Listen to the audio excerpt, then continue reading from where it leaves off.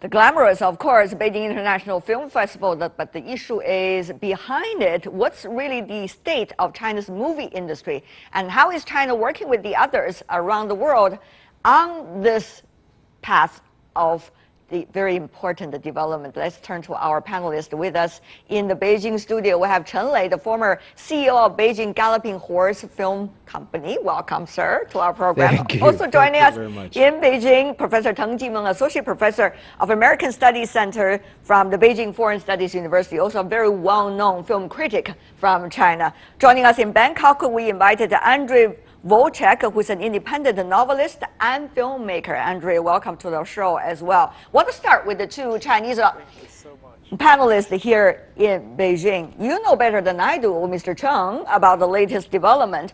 60 billion, as big as that, second largest in the world. That's the Chinese film market. So what does that mean for us?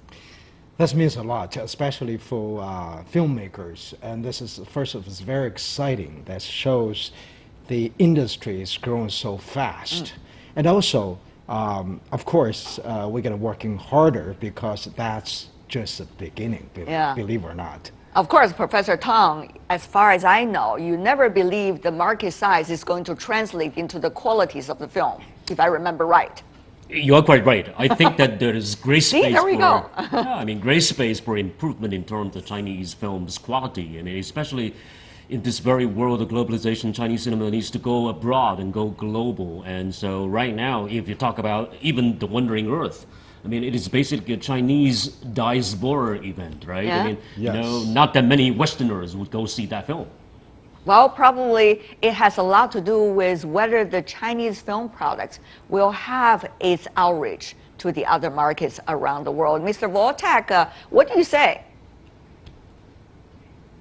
Well, I think that, yes, China is filling the gap which is left by many film industries in the world, particularly in the West. Let's admit, Western cinema is in decline.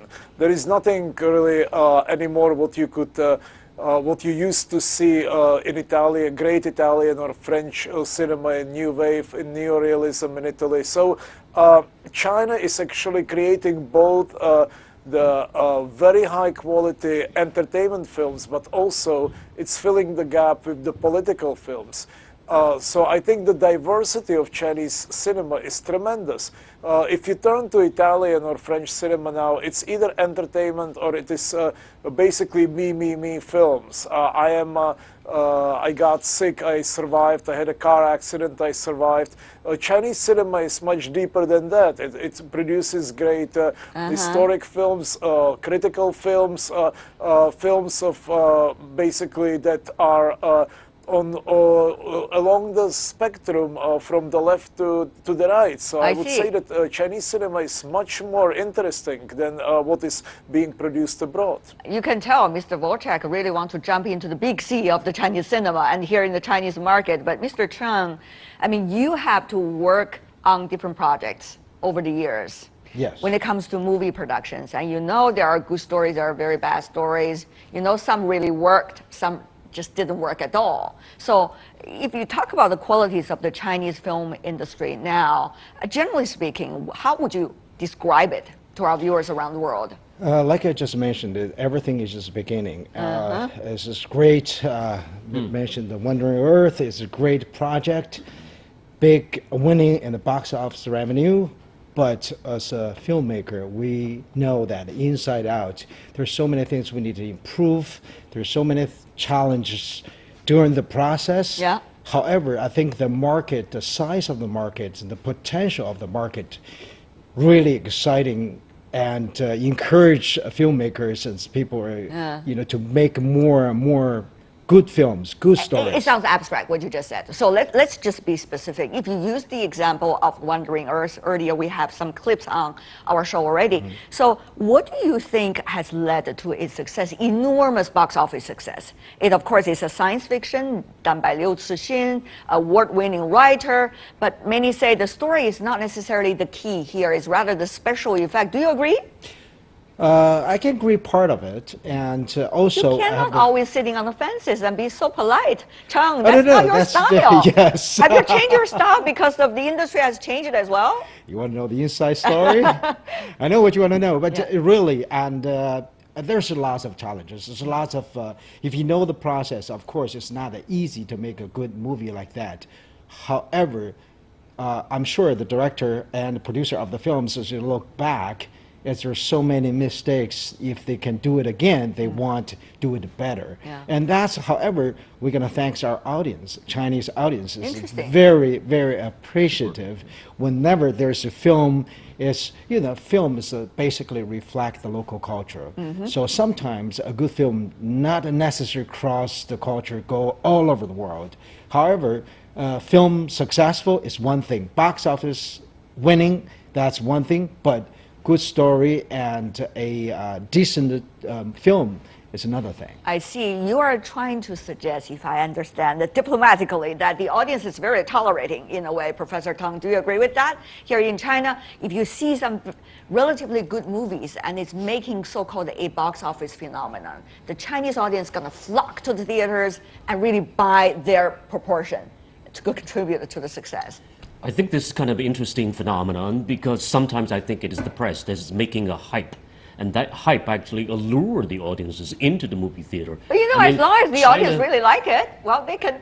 I mean, China actually was way, way ahead of Hollywood in terms of publicity, film publicity. This is also the message I took from this very morning's seminar workshop organized by MPA. I mean, this is also known throughout the world. We have so many streets, writing these great messages for this film. But then once you enter into the movie theater, you are so disappointed, right? Some of but them. You're right. You're right. But then, You know, in generalize the Wandering like that. Earth case, which may not be truth, right? Yes, I mean, even Guo Fan this morning, he was talking about director of the movie, of the course, director of the you're talking movie, about. and he was said, "Oh, I need to sit down and criticize myself and continue to improve through trial screenings, even in post the successes of the Wandering Earth." But Mr. Volchak, I want to come to you. You are observing China from a different angle rather than these two insiders here in China. You see, it seems that the Chinese audience is very appreciative as long as there are certain elements in the Chinese-made movies that they think are up to the international standards or close to the international standards. They're going to show their support. Is that phenomenon rare in terms of development stages of the movie markets that you have seen, not only here in China, but also in the other markets as well in history? Mr. Volchak. Well, I think actually that Chinese audience is very diverse. Let me just, from top of my head, let me just think about three Chinese films, three blockbuster films in totally different genres that were produced in the last 10 years. One is Let the Bullets Fly, of course.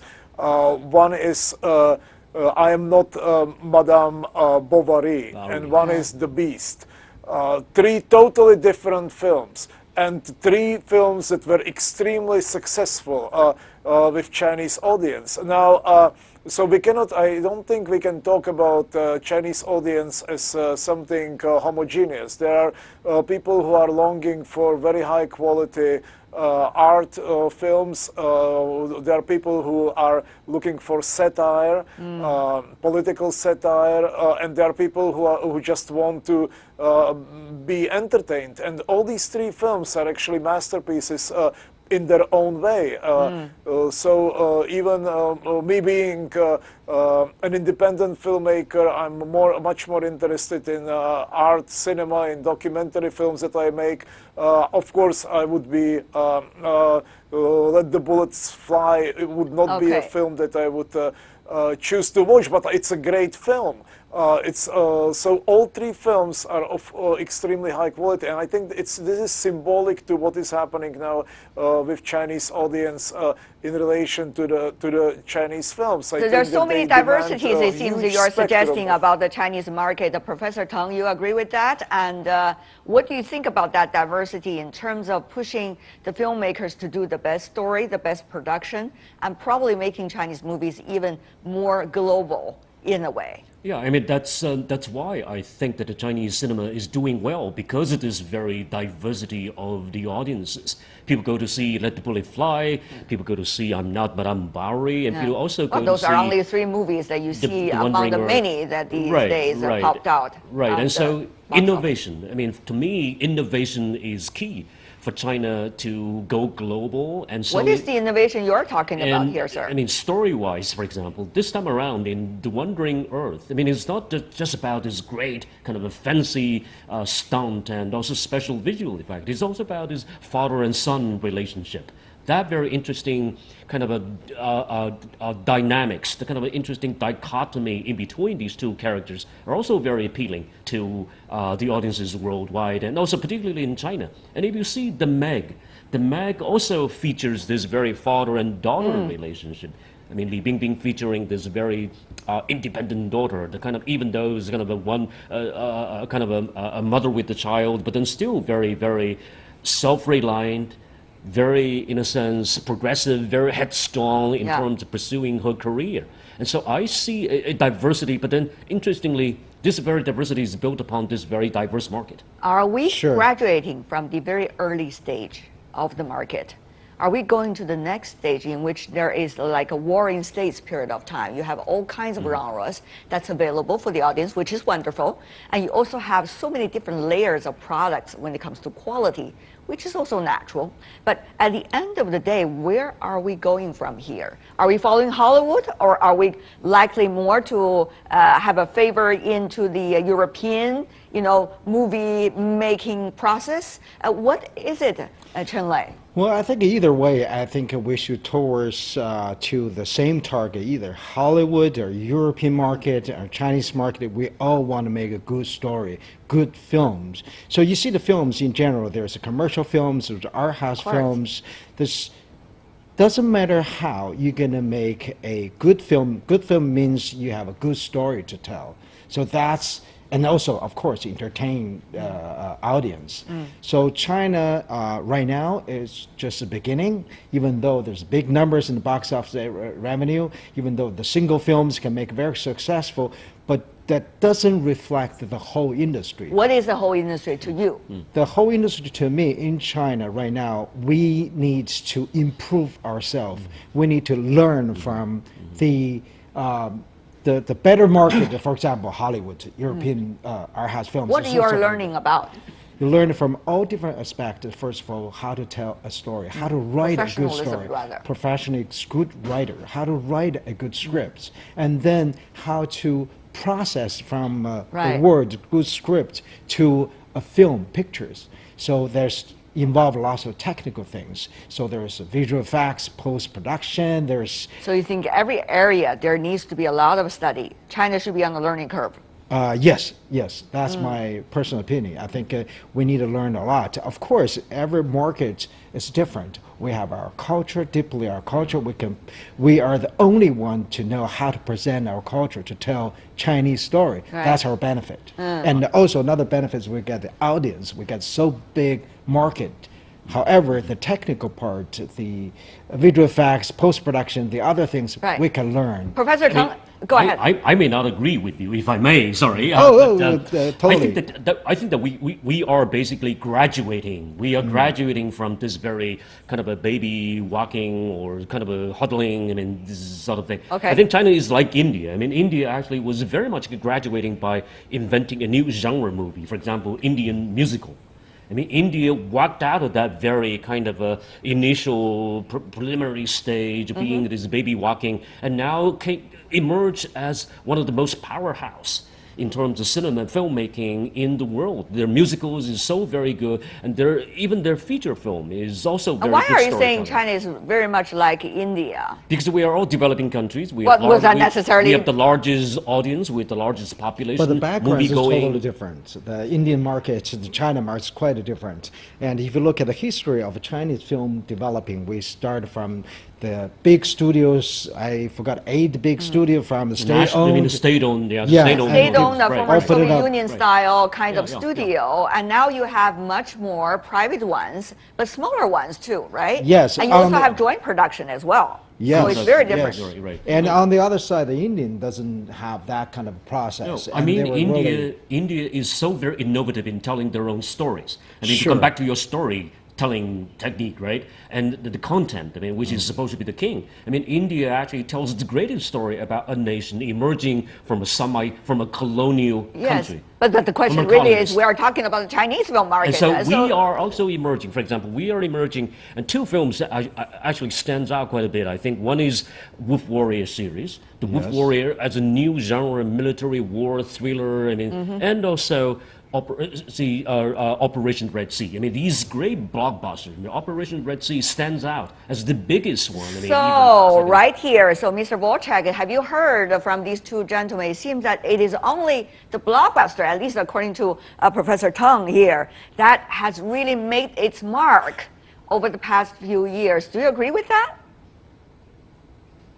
Well, what I really think, I would like to also come back to the previous discussion. I really don't think that Chinese cinema should learn much from modern day Hollywood. I mean, there is no storytelling anymore. It that's disappeared. agree, I mean, I mean, I hope yeah. we are talking about Hollywood from 1960s and 1970s. Yeah, it's mainly blockbusters, you know, and right? earlier. It's about special effects, Yeah, big it's all productions, blockbusters and series of and movies. if you study, yeah, and if you study film in the United States, you know that it's not even written by writers most of the time. But you know, Mr. Volchak, as gigs that were sophisticated as you are, you're only hoping the Chinese market is going one way or the other. But we are trying to say what exactly the reality of the market. I think that is probably even more important than our hope. And only by studying the reality do we know where to go from here. I mean, yeah, I mean, so that's why I think that we need to look to India. I mean, India actually emerged as a powerhouse, not just telling, oh, we are a big country, big population, but India tells its nationalism. It's a film featuring its Indian nationalism. It's the major Nationalism vocal is a feature. big word It's a that big, you use over there. It's a very political word, it's I a have very to positive say. word. It's But a very positive word. everybody has their own problem. yeah, It's yeah, a different right. market have a different problem. Right. I agree Why don't that you say Hollywood have the challenges? Hollywood problem. China has its own. You know, we're beginning. The good news is this market is big. India somehow they have their own problem. They have their own issues they're going to deal with. I think.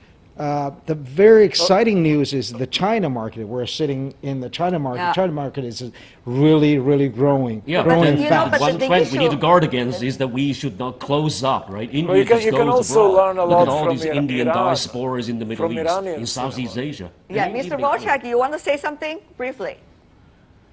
Yes, I'm sorry because I cannot see you, so I only hear, I'm in a studio, so I cannot, I'm sorry. Basically, I want to say that China can learn also from Iran. Iranian cinema is now, you know, producing one masterpiece after another already for 2 decades with very small production costs. And it is really underappreciated in the West, but it is telling the story of Iran in the most incredible way. It reinvented basically neorealism that we knew in Italy. It's very popular among the critics. Of course, but there are many other things. I think China is doing very correct thing that it's cooperating with Russia, with the Middle East now, with Kazakhstan, with Central Asia. I mean, and making films with the neighboring countries, with the countries that are not Diversity, necessarily that you're talking Western, about, and also opening. It's And diversity, definitely. Yes, as we see, Mr. Chen, for example, with the trade negotiations going on between China and the United States, many are talking about potential of further opening up of the Chinese market, cultural products included.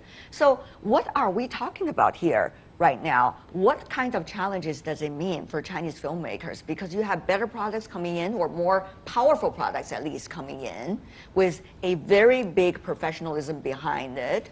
Whether those are the so-called best quality films is another question. But so how much challenge do you think the Chinese filmmaking industry will be able to face up to at this point? Many, many challenges. For example, you know, I talk about the technical things. Also, how to make a good story. Start from beginning, the basic, how to write a good script. You earlier mentioned about that. The question is, the market is going to further open up. Sure. So, yes. how much will the industry be able to endure and thrive?